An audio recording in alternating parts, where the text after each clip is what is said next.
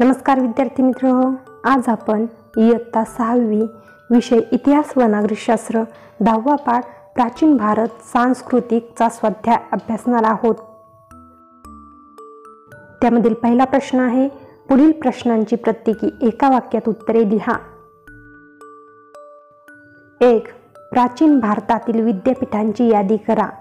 उत्तर, प्राचीन भारतात तक्षशिला, वाराणसी, नालंदा, विक्रमशिला, कांची, वल्लभी येथे विद्यापीठे होती। 2. कोणकोणत्या प्राचीन भारतीय वस्तूंना परदेशात मागणी असे त्याची यादी करा। उत्तर, तलम कापड, मौल्यवान रत्ने, मसाल्याचे पदार्थ, मातीची भांडी, हस्तिदंत या प्राचीन भारतीय वस्तूंना परदेशात मागणी असे। प्रश्न 2. नावे लिहा। त्यामधील पहिला आहे, प्राचीन भारतीय आर्ष महाकाव्ये। उत्तर, रामायण व महाभारत ही प्राचीन भारतीय आर्ष महाकाव्ये आहेत। प्रश्न 3. रिकाम्या जागी योग्य शब्द लिहा। 1. रामायण हे महाकाव्य टिंबटिंब ऋषींनी रचले। उत्तर, रामायण हे महाकाव्य वाल्मिकी ऋषींनी रचले। 2. भारतीय वैद्यकशास्त्राला टिंबटिंब असे म्हटले जाते। उत्तर, भारतीय वैद्यकशास्त्राला आयुर्वेद असे म्हटले जाते। 3. हजारो विद्यार्थ्यांची राहण्याची सोय टिंबटिंब विद्यापीठात होती। उत्तर, हजारो विद्यार्थ्यांची राहण्याची सोय नालंदा विद्यापीठात होती। प्रश्न 4. थोडक्यात उत्तरे लिहा। 1. त्रिपिटक म्हणजे काय स्पष्ट करा। उत्तर, पिटक म्हणजे पेटी किंवा विभाग होय। बौद्ध धर्मग्रंथांपैकी पाली भाषेत असलेल्या 3 पेट्यांत किंवा विभागांत संग्रहित केलेल्या ग्रंथ म्हणून त्यांना त्रिपिटक किंवा त्रिपिटक असे म्हणतात। बौद्धांच्या उपदेशाची वचने सुप्त पिटका बौद्ध संघातील भिक्खू व भिक्खुनी यांनी कसे वागावे याचे नियम, विनय पिटकात तर बौद्ध धर्माचे तत्वज्ञान अधिधम्म पिटकात सांगितले आहेत। 2. भगवद्गीतेत कोणता संदेश दिला आहे। उत्तर, भगवद्गीता या हिंदूंच्या पवित्र ग्रंथात फळाची आशा न धरता प्रत्येकाने आपापले कर्तव्य नीटपणे करावे, ईश्वराची भक्ती करण्यासाठी मार्ग सर्वांसाठी खुला आहे असा भगवद्गीतेत संदेश दिला आहे। 3. आयुर्वेदात कोणत्या गोष्टींचा विचार केला आहे। उत्तर, आयुर्वेदात रोगांची लक्षणे, रोगांचे निदान व रोगांवरील उपचार, रोग होऊ नये म्हणून कोणती खबरदारी घेतली पाहिजे याचाही विचार केलेला आहे। 4. संगम साहित्य म्हणजे काय।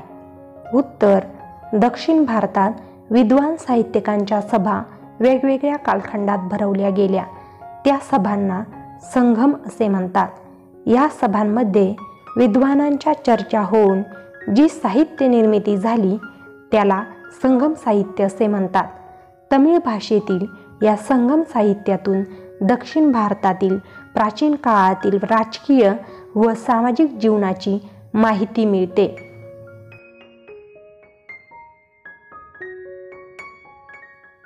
प्रश्न 4. चर्चा करा। मौर्य आणि गुप्त काळातील स्थापत्य व कला। उत्तर, मौर्य व गुप्त काळात भारतीय स्थापत्य व अन्य कला यांचा उत्कर्ष झाला। अशोकाच्या काळात विविध ठिकाणी दगडी स्तंभ व सांचीचा स्तूप उभारला गेला।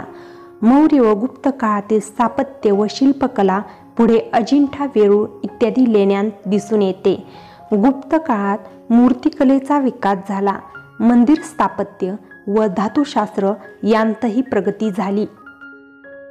प्रश्न 5. तुम्ही काय कराल। 1. आयुर्वेदिक उपचार याविषयी माहिती मिळवून तुम्ही आपल्या दैनंदिन जीवनात त्याचा कसा वापर कराल? उत्तर: प्रत्येक वनस्पती किंवा औषधी वनस्पतीत एक विशिष्ट गुणवत्ता असते. अनेक आजार आणि रोग उपचार करण्यासाठी याचा वापर केला जाऊ शकतो. कोरफड, हळद, तुळशी, मिरपूड, इलायची आणि आले यांसारख्या औषधी वनस्पती दैनंदिन जीवनात उपयोगी ठरतात. चंदन, हळद, शीतराज यांसारख्या औषधी वनस्पती सामान्यतः जंतुनाशक म्हणून वापरल्या जातात. तुळस, वेलची, आले, पेपरमिंट आणि धने शरीरात एक रक्त परिसंचरण वाढण्यासाठी आणि हृदय निरोगी ठेवण्यासाठी ओळखले जातात. 2.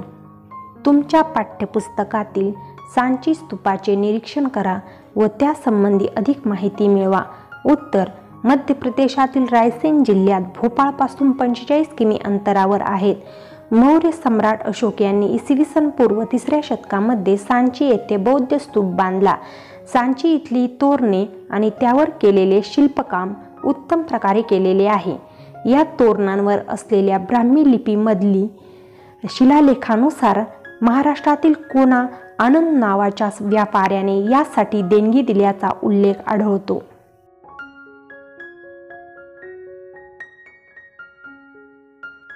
प्रश्न 6. पुढील प्रसंगी तुम्ही काय कराल? तुम्ही सहलीला गेला आहात. तुमचा मित्र तेथील ऐतिहासिक स्मारकावर त्याचे नाव लिहित आहे. असे दिसल्यास तुम्ही काय कराल? उत्तर: ऐतिहासिक स्मारक पाहण्यासाठी गेलेल्या आमच्या सहलीतील माझा मित्र त्या स्मारकावर त्याचे नाव लिहित असल्याचे दिसल्यास मी त्याला असे करण्यास प्रथम नाही म्हणेल. नंतर त्याला ऐतिहासिक स्मारकाचे महत्त्व समजावून सांगेल. अशा ऐतिहासिक स्मारकाचे जतन करणे हे आपले कर्तव्य असल्याचे त्याच्या लक्षात आणून देईल.